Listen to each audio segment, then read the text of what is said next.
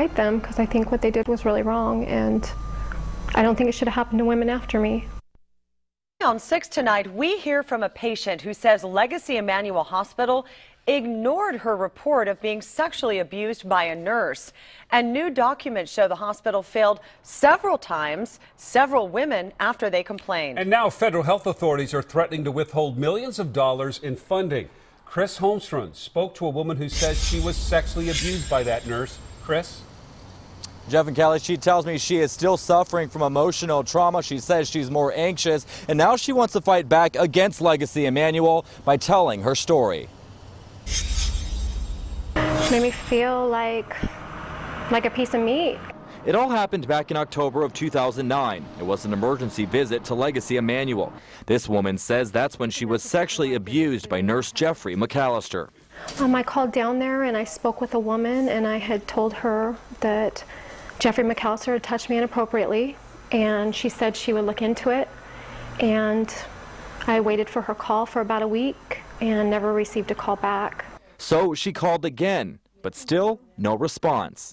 Oh, I know they didn't care.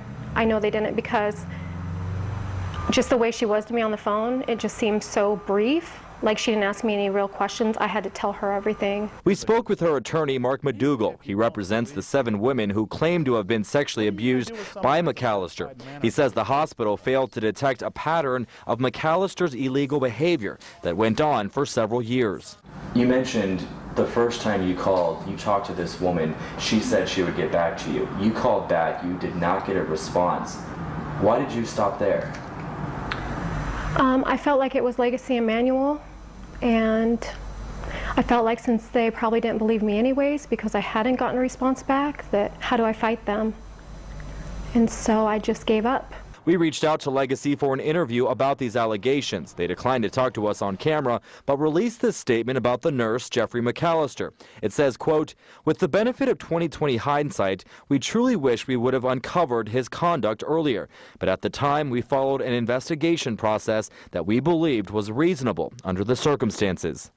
I feel bad that it happened to anyone, but I felt like I was swept under the rug, and if other women wouldn't have came forward, that I would still be sitting here just hurting. And the criminal case against McAllister starts this summer. After that, the case against Legacy could unfold, which could result in a large settlement. Reporting live, I'm Chris Holmstrom, KOIN 6 News.